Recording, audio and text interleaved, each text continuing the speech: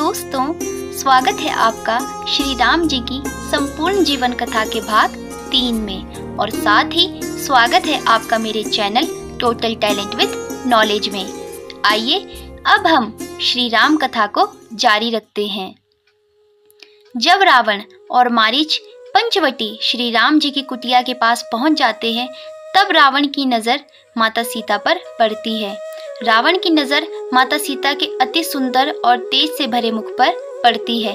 रावण माता सीता को देखकर उन पर आसक्त हो जाता है। तब वह मारीच को स्वर्ण हिरण का रूप धारण करने को कहता है और श्री राम की कुटिया के बाहर विचरण करने को कहता है। जब श्री राम, लक्ष्मण और माता सीता पंचवटी की पर्णकुटी के बाहर बैठे हुए थे, तभी अचानक मारीच स्वर्ण मृग बनकर उसी कुटी के आसपास घूमने लगता है। योजना के अनुसार रावण एक वृक्ष के पीछे छिपकर ये सब देख रहा था। स्वर्ण मृग माता सीता को बहुत अच्छा लगा और उन्होंने श्री राम से उसे पकड़कर लाने का आग्रह किया। श्री राम स्वर्ण मृग देखकर शंकित तो थे, लेकिन माता सीता को प्रसन्न करने के लिए उस स्वर्ण मृग को पकड़ने के लिए चल दिए। पर्णकुटी से जाते समय श्री राम ने लक्ष्मण जी को बुलाया और कहा, मैं जब तक वापस न आऊं तब तक तुम सीता की रक्षा करना, उन्हें अकेला छोड़कर कहीं न जाना। लक्ष्मण जी ने अपने बड़े भाई राम जी की आज्ञा को नतमस्तक होकर स्वीकार किया। माता सीता पर्णकुटी में थी तथा लक्ष्मण जी बाहर एक रक्षक की भांति खड़ा होकर पहरा देने लगे। रावण द्वारा बनाई योजना के अनुसार स्वर्ण मृग श्री राम को कुटिया से बहुत दूर ले गया।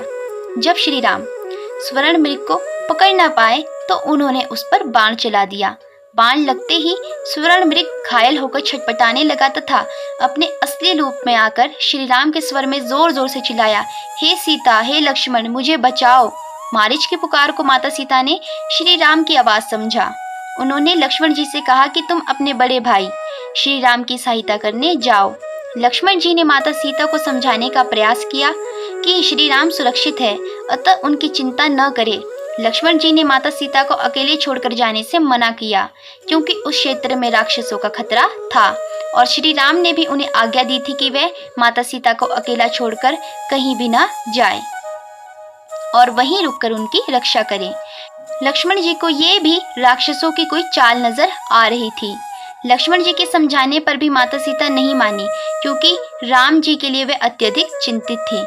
लक्ष्मण जी को न जाता देखकर माता सीता उन पर आरोप लगाने लगी। उन्होंने लक्ष्मण जी को अनेक कुवचन कहे और कहा, यदि श्री राम को कुछ हुआ तो मैं भी गोदावरी नदी में डूबकर अपने प्राण दे दूंगी। माता सीता के कटु वचनों से दुखी होकर लक्ष्मण जी श्री राम की सहायता करने के लिए चले गए, परंतु जाने से पहले लक्ष्मण जी ने कुटिया के चारों ओर एक लक्ष्मण रेखा खींची और माता सीता को निर्देश दिया कि उनके लौटने से पहले वह उस लक्ष्मण रेखा से बाहर न निकले। उस रेखा के अंदर वह सुरक्षित रहेंगी। माता सीता अकेली कुटिया में रह गई। माता सीता को अकेले देखकर रावण वृक्ष के पीछे से बाहर निकल आया। वह ब्राह्मण के रूप में था। रावण वेदों के मंत्रों का उच्चारण करता हुआ कुटी के निकट आया। माता सीता ने उसे ब्राह्मण समझकर उसका उचित सम्मान किया। रावण ने माता सीता से भिक्षा मांगी। माता सीता कुटिया से भिक्षा लेकर बाहर आई तो ब्राह्मण रूपी रावण ने उन्हें रेखा से बाहर आकर भिक्षा देने के लिए कहा, किंतु माता सीता के मना करने पर उसने माता सीता को श्राप देने की बात कही और कहा कि वन में तेरा पति हिरण के पीछे भाग रहा है, उसकी मृत्यु हो जाएगी। ब्राह्मण रूपी रावण के मुंह से ऐसे वचन सुनकर माता सीता भयभीत हो गई और लक्ष्मण रेखा लांघकर उसे भिक्षा देने आई। तब रावण ने अपना असली रूप प्रकट करके माता सीता को अपना परिचय दिया और लंका चलने के लिए कहा। रावण की असलियत जानने के बाद माता सीता ने उसका अनादर करते हुए श्री राम की वीरता के बारे में बताकर उसे भय दिखाया। माता सीता पर असर न होता देख उसने तनिक भी देर करना उचित न समझा। वह तुरंत माता सीता को उठाकर आकाश में उड़ने वाले यान में लेकर लंका की ओर चल पड़ा। माता सीता विलाप करती जा रही थी और हे राम, हे लक्ष्मण पुकारती जा रही थी। वे अत्यंत दुखी अवस्था में विलाप करती हुई वृक्षों, पशु पक्षियों और पर्वतों से कहती जा रही थी कि मेरे प्रभु श्री राम को बता देना कि उनकी सीता को लंका का राजा रावण छल कपट करके उठाकर ले गया है। माता सीता के विलाप को गिद्धराज जटायु ने सुना। गिद्धराज जटायु ने माता सीता को बचाने के लिए रावण पर आक्रमण कर दिया। जटायु जी के तेज प्रहारों ने उसे घायल कर दिया आकाशगामी यान भी एक ओर से क्षतिग्रस्त हो गया था। धनुष बाण टूटने पर रावण ने तलवार निकाल ली और एक ही प्रहार से गिद्धराज जटायु के पंख काट डाले। घायल जटायु जी पृथ्वी पर गिर पड़े। जब रावण का आकाश में उड़ने वाला यान लंका के निकट पहुंचा तो माता सीता ने ऋषिमुख पर्वत की चोटी पर कुछ वानरों को देखा। उन्होंने अपने आभूषणों को कपड़े में बांधकर वानरों की ओर फेंक दिया। लंका पहुंचने के बाद रावण ने माता सीता को अपने सोने से बना भव्य महल दिखाया और कहा, तुम मेरी पटरानी बन जाओ। समस्त रानियां तुम्हारी सेवा करेंगी। इस समस्त राज्य पर तुम्हारा अधिकार होगा। रावण ने विभिन्न प्रकार के प्रलोभन देकर माता सीता को बहकाने का प्रयास किया। माता सीता का हरण हुआ था तथा वे अत्यंत दुखी थी। माता सीता ने रावण के समस्त प्रस्ताव व प्रलोभन ठुकरा दिए। वह उसकी कायरता पर उसे धिक्कारने लगी। ये सब देखकर रावण ने उन्हें अशोक वाटिका में कैद कर दिया और कहा कि मैं तुम्हें सोचने के लिए 1 वर्ष का समय देता हूँ। यदि तुमने मेरी बात नहीं मानी तो मुझे मजबूर होकर तुम्हारा वध करना पड़ेगा। माता सीता अपने पति श्री राम को याद करती रहीं। उन्होंने रावण की ओर देखा तक नहीं। रावण के भाई विभीषण जी ने रावण को इस कुकृत्य को न करने और माता सीता को श्री राम जी को वापस लौटाने के लिए कहा, किंतु रावण ने विभीषण जी की एक भी नहीं सुनी। जब श्री राम मारीच का वध करके कुटिया की ओर वापस आ रहे थे तो उन्हें सामने से लक्ष्मण जी आते दिखाई दिए। श्री राम का मन शंकाओं से भर गया। वे राक्षसों का कपटपूर्ण व्यवहार देख चुके थे। अतः श्री राम ने लक्ष्मण को डांटते हुए कहा, तुम सीता को अकेले छोड़कर क्यों आ गए? तुमने ये ठीक नहीं किया। ये सुनकर लक्ष्मण जी ने श्री राम को माता सीता द्वारा लगाए गए आरोपों के बारे में बताया। श्री राम ने माता सीता की कुटिया में न होने की आशंका प्रकट की। दोनों भाई चलते चलते बहुत थक चुके थे। वे फिर भी तेजी से कुटिया की ओर चलते गए। कुटी के निकट पहुंचकर वे माता सीता को पुकारने लगे। कोई उत्तर न पाकर दोनों भाई परेशान हुए। अब वे माता सीता की खोज के लिए निकल पड़े। माता सीता को कहीं न पाकर श्री राम वृक्षों, पशु पक्षियों और पत्थरों से माता सीता के विषय में व्याकुल होकर पूछने लगे। निराश होकर वे विलाप करने लगे। लक्ष्मण जी ने उन्हें धैर्य बंधाया। लक्ष्मण जी ने श्री राम से कहा, आप एक आदर्श पुरुष है, अतः आपको धैर्य रखना चाहिए। हम दोनों मिलकर माता सीता की खोज करेंगे। वे जहाँ भी होंगी हमारी प्रतीक्षा कर रही होंगी। श्री राम विक्षिप्त सी स्थिति में इधर उधर माता सीता की खोज कर रहे थे। आगे जाते हिरणों के झुंड को देखकर श्री राम ने उनसे पूछा, हे हिरणों, क्या तुमने मेरी सीता को देखा है? हिरणों ने दक्षिण दिशा में सिर उठाकर संकेत दिया। संकेत पाकर श्री राम ने लक्ष्मण से कहा, हमें सीता की खोज दक्षिण दिशा में करनी चाहिए। वे माता सीता की खोज में बहुत दूर निकल गए। काफी दूर जाने पर उन्होंने यान के टुकड़े पड़े देखे और थोड़ा आगे धनुष बाण के टुकड़े पड़े हुए थे। ऐसा लग रहा था जैसे कि वहां युद्ध हुआ होगा। तब श्री राम की दृष्टि घायल गिद्धराज जटायु पर पड़ी। उनके शरीर से खून बह रहा था। गिद्धराज जटायु के प्राण निकलने ही वाले थे कि उन्होंने श्री राम को बताया, लंका का राजा रावण पुत्री सीता का अपहरण करके लंका ले गया है। मेरा ये हाल भी उसी ने किया है। मैं तुम्हारे ही आने की प्रतीक्षा में प्राणों को रोके हुए था, किंतु अब मुझे जाने की आज्ञा दो। ये कहकर जटायु जी ने प्राण त्याग दिए। जटायु जी का ये बलिदान देखकर श्री राम का मन भर आया। उन्होंने लक्ष्मण जी से कहा, जटायु हमारे पिता समान थे और उन्होंने सीता की रक्षा करते करते अपने प्राण त्याग दिए। ये हमारे पिता के मित्र भी थे। जाकर लकड़ियां ले आओ, मैं इनका अंतिम संस्कार अपने हाथों से करूंगा। लक्ष्मण जी की लकड़ियां लाने के पश्चात श्री राम जी ने जटायु जी का दाह संस्कार किया। श्री राम और लक्ष्मण दोनों भाई माता सीता की खोज में दक्षिण दिशा की ओर बढ़ते गए। चलते चलते अंत में उन्होंने घने वन में प्रवेश किया। वन में प्रवेश करते ही उनके सामने विशाल आकार का कबंध नामक राक्षस खड़ा था।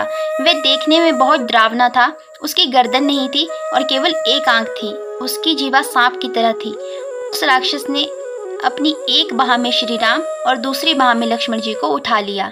वह उन्हें खाने ही वाला था कि श्री राम और लक्ष्मण जी ने उसकी बाहें काट डाली। घायल होकर वह छटपटाने लगा और धरती पर गिर गया। उसने श्री राम लक्ष्मण जी से उनका परिचय पूछा। श्री राम का परिचय पाकर वह प्रसन्न हुआ और उसने बताया कि एक ऋषि के श्राप के कारण वह राक्षस बन गया था। एक बार इंद्र ने अपने वज्र से उसके सिर पर प्रहार किया था। उस प्रहार के कारण ही उसका सिर उसकी छाती में घुस गया था। उसने बताया कि श्री राम के छूने से ही वह श्राप मुक्त हो गया है। उसने ही श्री राम और लक्ष्मण जी को सलाह दी कि वे दक्षिण पश्चिम की ओर ऋषिमुख पर्वत पर जाकर सुग्रीव से मिले। उसने मतंग ऋषि के आश्रम में शबरी जी से भी मिलने के लिए कहा। उसने कहा, ऐसा करने से माता सीता को खोजने में उन्हें अवश्य मदद मिलेगी। कबंध के प्राण त्यागने के पश्चात राम लक्ष्मण जी ने उसकी इच्छा अनुसार उसका दाह संस्कार किया और उसे अपने श्राप से मुक्ति मिल गई। उसके बाद वे पंपा सरोवर के निकट मतंग ऋषि के आश्रम पहुंचे। मतंग ऋषि की शिष्या माता शबरी अनेक वर्षों से श्री राम जी के आने की प्रतीक्षा कर रही थी। वे प्रतिदिन श्री राम जी के स्वागत के लिए रास्ते पर सुगंधित पुष्प बिछाकर रखती थी। वे प्रतिदिन श्री राम जी के लिए मीठे बैर चुनकर रखती थी। जब श्री राम और लक्ष्मण जी मतंग ऋषि के आश्रम पहुंचे तो शबरी जी श्री राम और लक्ष्मण को देखकर अत्यधिक प्रसन्न हुई। उन्होंने दोनों भाइयों के चरण धोकर उन्हें आसन पर बिठाया और उनको बैर आदि मीठे फल खाने को दिए। माता शबरी ने श्री राम से कहा कि उन्होंने स्वयं चखकर मीठे बेर एकत्रित किए हैं। श्री राम ने बड़े ही प्रेम से माता शबरी के जूठे बैर ग्रहण किए। माता शबरी ने कहा, हे प्रभु, मुझे ऋषिवर ने बताया था कि आप एक दिन हमारे आश्रम में जरूर पधारेंगे। मैं तभी से आपके आने की प्रतीक्षा कर रही थी। आपके आने से मेरा जीवन धन्य हो गया।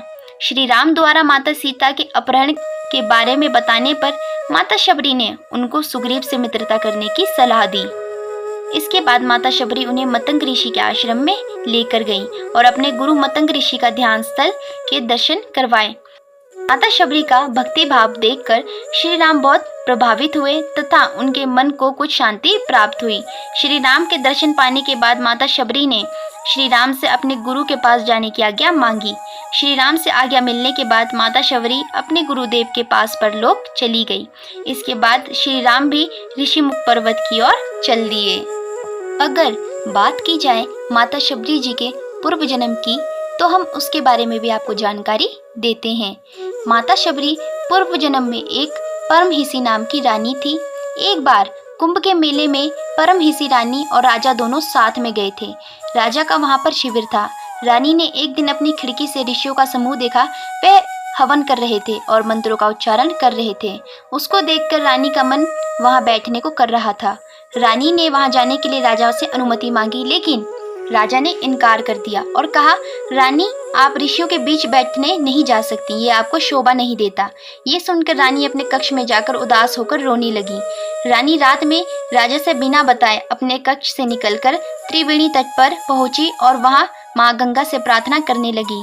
रानी ने याचना करते हुए कहा कि हे माते, अगर मुझे दूसरा जन्म मिले तो रूपवान और रानी मत बनाना। अब मैं आप में समाना चाहती हूँ। इतना कहकर परमहिसी जल में समाधि ले ली और देह त्याग दी। इसी कारण अगले जन्म में माता शबरी रूपवान नहीं थी और कोई रानी भी नहीं थी। इसी कारण माता शबरी का अगला जन्म भील जाति के कबीले के एक राजा के घर में हुआ था। माता शबरी का असली नाम श्रमणा था। जब देवी श्रमणा बड़ी हुई और विवाह योग्य आयु की हुई तो उनके पिता ने उनके विवाह की घोषणा कर दी और साथ ही एक बाड़े में बहुत से पशु पक्षियों को बंद कर दिया। जब उन्होंने अपनी माता श्री से पूछा कि इतने सारे पशु पक्षियों को क्यों जमा किया हुआ है, तो उनकी माता ने कहा कि ये तुम्हारी विवाह में दावत के तौर पर पेश किए जाएंगे। माता शबरी को ये बात कुछ ठीक नहीं लगी। मेरे विवाह के लिए इतने जीवों का बलिदान देना शोभा नहीं देता और मैं इन जीवों का बलिदान नहीं देने दूंगी। अगर विवाह के लिए इतने जीवों की बलि दी जाएगी तो मैं विवाह ही नहीं करूंगी। देवी श्रमणा ने रात्रि में सभी पशु पक्षियों को आजाद कर दिया। जब श्रमणा बाड़े की किवाड़ को खोल रही थी तो उनको किसी ने देख लिया। इस बात से माता शबरी डर गई। माता शबरी वहां से भाग निकली। माता शबरी भागते भागते ऋषिमुख पर्वत पर पहुंच गई, जहां पर 10,000 ऋषि रहते थे। माता शबरी को इस बात का अनुमान ही नहीं था कि वह निचली जाति की हैं और ऋषि उनको अपने आश्रम में स्थान नहीं देंगे। इसके बावजूद माता शबरी छुपते हुए कुछ दिनों तक, जब तक वह पकड़ी नहीं गई, रोज सवेरे ऋषियों के आश्रम में आने वाले पत्तों को साफ कर देती थी और हवन के लिए सूखी लकड़ियों का बंदोबस्त भी कर देती थी। बड़े ही भाव से माता शबरी संविधाओं से लकड़ियों को ऋषियों के हवन कुंड के पास रख देती थी। कुछ दिनों तक ऋषि समझ ही नहीं पाए कि कौन है जो उनके सारे नित्य के काम निपटा रहे हैं, कहीं कोई माया तो नहीं है। फिर जब ऋषियों ने अगले दिन सवेरे जल्दी माता शबरी को देखा तो उन्होंने माता शबरी को पकड़ लिया। ऋषियों ने माता शबरी से उनका परिचय पूछा तो माता शबरी ने बताया कि वे भीलनी हैं। ऋषियों ने भीलनी को नीच जाति का बताकर उनकी बहुत ही प्रताड़ना की। तब उसी समय उसी समूह से एक ऋषि मतंग ने माता शबरी को उन ऋषियों से बचाया और उनको अपनी बेटी कहकर उनको कुटिया में स्थान दिया। मतंग ऋषि बूढ़े हो गए। मतंग ऋषि ने घोषणा की, अब मैं अपनी देह छोड़ना चाहता हूँ। तब शबरी ने कहा कि मैं एक पिता को तो छोड़कर आई हूँ और आज आप भी मुझे छोड़कर जा रहे हैं, तो मेरा ख्याल कौन रखेगा। मतंग ऋषि ने कहा, बेटी तुम्हारा ख्याल अब राम रखेंगे। माता शबरी सरलता से कहती है, राम कौन है और मैं उन्हें कहाँ ढूंढूंगी। बेटी तुम्हें उनको खोजने की जरूरत नहीं है, वो स्वयं तुम्हारी कुटिया पर चलकर आएंगे। माता शबरी ने मतंग ऋषि के इस वचन को पकड़ लिया कि राम आएंगे। शबरी रोज भगवान के लिए फूल बिछा कर रखती, उनके लिए फल तोड़ कर लाती और पूरे दिन भगवान श्री राम का इंतजार करती। इंतजार करते करते माता शबरी बूढ़ी हो गई, लेकिन अब तक श्री राम नहीं आए। फिर एक दिन आ ही गया जब माता शबरी के वर्षों का इंतजार खत्म होने वाला था। माता शबरी ने फूल बिछा रखे थे, आते जाते लोगों को मना कर रही थी कि इस फूल पर भगवान चलेंगे। माता शबरी ने श्री राम के लिए बेर तोड़कर लाई, निश्चित करने के लिए कि बेर मीठे हैं या खट्टे। माता शबरी ने बैर को चक चक कर उनको झूठे कर दिए। जब भगवान श्री राम आए तो माता शबरी एक पत्थर के आसन पर बैठी थी। माता शबरी ने पहली नजर में भगवान को पहचान लिया। माता शबरी ने भगवान का खूब आदर सत्कार किया और उनको झूठे बैर खिलाए। इस प्रकार माता शबरी के वर्षों का इंतजार खत्म हुआ था और उनको भगवान श्री राम मिले थे। तो ये थी माता शबरी और श्री राम जी की कथा और माता शबरी जी के पूर्व जन्म की कथा। तो आइए अब हम फिर से अपनी श्री राम जी की कथा की ओर चलते हैं। श्री राम माता सीता को याद करते हुए लक्ष्मण जी के साथ ऋषिमुख पर्वत की ओर चल दिए। वसंत ऋतु के कारण चारों ओर हरियाली छाई हुई थी। इस पर्वत पर सुग्रीव अपने बड़े भाई बाली के भय के कारण रहते थे। मतंग ऋषि द्वारा दिए गए श्राप के कारण बाली वहां नहीं आ सकता था। सुग्रीव जी ने जब पर्वत के ऊपर से दो युवकों को अपनी ओर आते देखा जिन्होंने धनुष धारण किए हुए थे, तो सुग्रीव जी को भय हुआ कि कहीं ये बाली के गुप्तचर तो नहीं है। उन्होंने उन युवकों का परिचय पाने के लिए हनुमान जी को पर्वत से नीचे भेजा। हनुमान रूप बदल कर गए और साधु वेश में हनुमान बोले, हे अति मनमोहक छवि वाले वीरों, आप कौन हैं जो वन में फिर रहे हैं? आप कठोर भूमि पर कोमल चरणों से चल रहे हैं। आप वन की धूप और वायु को सह रहे हैं। क्या आप ब्रह्मा, विष्णु, महेश इन तीन देवताओं में से कोई है या आप दोनों नर नारायण हैं? तब श्री राम और लक्ष्मण जी ने उन्हें अपना परिचय दिया। श्री राम का नाम सुनते ही हनुमान जी ने प्रभु को पहचान लिया। हनुमान जी की आंखों से अश्रु बहने लगे और उन्होंने श्री राम के चरण पकड़ लिए। साष्टांग दंडवत प्रणाम कर उनकी स्तुति की। हनुमान जी ने कहा, हे स्वामी, मैंने जो पूछा वह मेरा पूछना तो न्याय था। वर्षों के बाद आपको देखा, वह भी तपस्वी के वेश में, और फिर मेरी वानरी बुद्धि, मैं आपको पहचान न सका, किंतु आप तो अंतर्यामी हैं। उसके बाद हनुमान जी ने अपना असली शरीर प्रकट कर दिया। श्री राम ने उन्हें उठाकर अपने हृदय से लगा लिया। हनुमान जी ने सोचा कि श्री राम अवश्य सुग्रीव जी से मित्रता करेंगे और दोनों एक दूसरे की सहायता कर सकेंगे। इसके बाद वे एक कंधे पर श्री राम को और दूसरे कंधे पर लक्ष्मण जी को बिठाकर ऋषिमुख पर्वत पर सुग्रीव जी के पास ले आए। हनुमान जी ने दोनों का परिचय करवाया और उन्हें एक दूसरे के कष्टों की जानकारी दी। उसके बाद आग जलाकर उसके सामने श्री राम और सुग्रीव जी की मित्रता कराई। श्री राम ने कहा, मैं अग्नि देवता के सामने प्रतिज्ञा करता हूँ कि आज से हम मित्र बन गए हैं। अब मैं आपके सुख दुख को अपना सुख दुख मानूंगा। सुग्रीव जी ने भी श्री राम के प्रति यही प्रतिज्ञा की। सुग्रीव जी ने माता सीता को खोजने में पूरी सहायता देने का आश्वासन दिया। उन्होंने श्री राम को माता सीता द्वारा गिराए आभूषण भी दिखाए। श्री राम ने उन आभूषणों को देखते ही पहचान गए। लक्ष्मण जी ने पैरों की पायजेबों को पहचान लिया, क्योंकि वे प्रतिदिन माता सीता के चरण स्पर्श करके उनसे आशीर्वाद प्राप्त किया करते थे। आभूषणों को देखने के बाद श्री राम माता सीता के विषय में अधिक चिंतित हो गए। सुग्रीव जी ने उन्हें दिलासा दिया कि माता सीता अवश्य मिल जाएंगी। सच्चा मित्र वही है जो मुसीबत में मित्र के काम आता है। श्री राम ने सुग्रीव जी से उनके कष्टों के बारे में पूछा। सुग्रीव जी ने अपनी दुख भरी कथा सुनाते हुए कहा, किष्किंधा नरेश बाली मेरा बड़ा भाई है, वह अत्यंत बलशाली है। उसने मुझे राज्य से निकालकर मेरी पत्नी भी छीन ली है। श्री राम ने कहा, मैं उसे एक ही बाण में मार डालूंगा। तब सुग्रीव जी ने कहा, आप उसकी शक्ति का अनुमान नहीं लगा सकते। उसने दुदुम्बी राक्षस तक को यूं ही मार डाला था। उसे वरदान है कि जो भी बाली से युद्ध करने उसके समक्ष आएगा, उस योद्धा की आधी शक्ति बाली को मिल जाएगी और वो और भी अधिक शक्तिशाली हो जाएगा। और बाली को केवल वही मार सकता है जो सामने खड़े शाल के 7 वृक्षों को एक ही बाण से गिरा देगा। ये सुनकर श्री राम ने दिव्य बाण चलाकर उन वृक्षों को एक साथ काटकर गिरा दिया। ये देखकर सुग्रीव जी आश्चर्यचकित रह गए। श्री राम की वीरता को देखकर वे उनके चरणों में गिर गए। श्री राम ने सुग्रीव जी को उठाते हुए कहा कि जाकर बाली को युद्ध के लिए ललकारो, मैं पेड़ों के पीछे से बाण चलाकर उसे मार दूंगा। सुग्रीव जी उसी समय किष्किंधा गए और बाली को ललकारने लगे। बाली अत्यंत क्रोधित होकर सुग्रीव जी पर टूट पड़ा। दोनों में मल्लयुद्ध होने पर बाली ने सुग्रीव को बुरी तरह मारा। सुग्रीव जी किसी प्रकार प्राण बचाकर ऋषिमुख पर्वत पर लौट आए। उन्होंने क्रोधित स्वर में श्री राम से कहा, यदि आपको बाली को नहीं मारना था तो मुझे पराजित करवाने के लिए क्यों भेज दिया? यदि मैं किसी प्रकार प्राण बचाकर न भागता तो बाली मुझे मार ही डालता। श्री राम के द्वारा हाथ फेरने पर सुग्रीव जी के शरीर पर पीड़ाएं जाती रही। श्री राम उन्हें समझाने लगे, आप दोनों भाइयों की शक्लें इतनी मिलती जुलती हैं कि मुझे अंतर करना ही कठिन हो गया था। यदि भूलवश बाण आपको लग जाता तो अनर्थ हो जाता। इसके बाद लक्ष्मण जी ने पहचान के लिए सुग्रीव जी के गले में नागपुष्पी माला डाल दी। सुग्रीव जी फिर बाली के महल पहुंचे, जहां वे अपनी पत्नी तारा के पास बैठा था।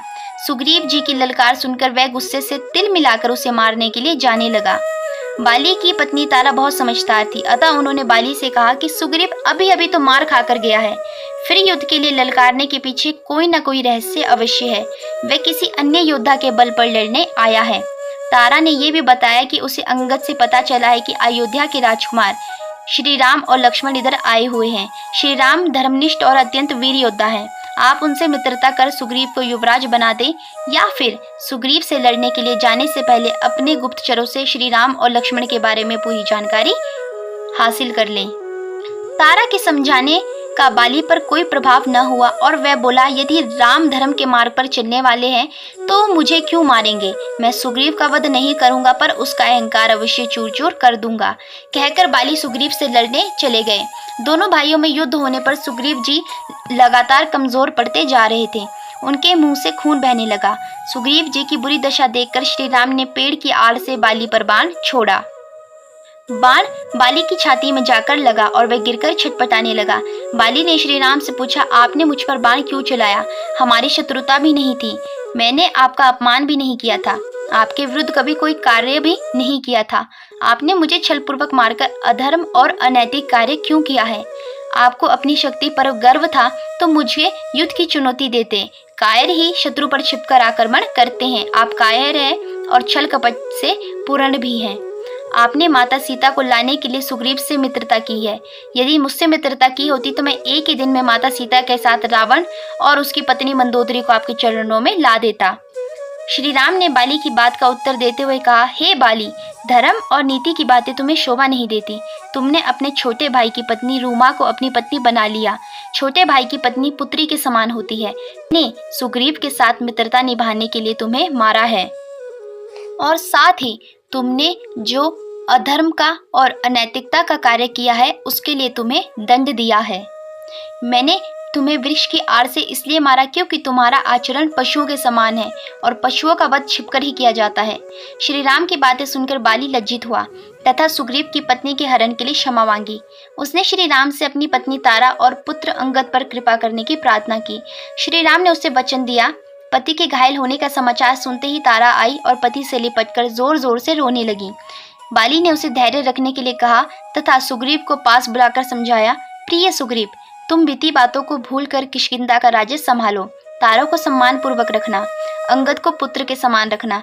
बाली ने अंगद को यह भी समझाया, किसी से भी शत्रुता की भावना मत रखना और सुग्रीव को ही अपने पिता के समान समझना और हमेशा श्री राम की छत्र छाया में रहना।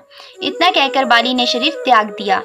सुग्रीव जी ने विधि पूर्वक बाली का दाह संस्कार किया। श्री राम ने सुग्रीव जी को किष्किंधा जाकर राजा का पद संभालने और अंगद को युवराज पद देने की सलाह दी।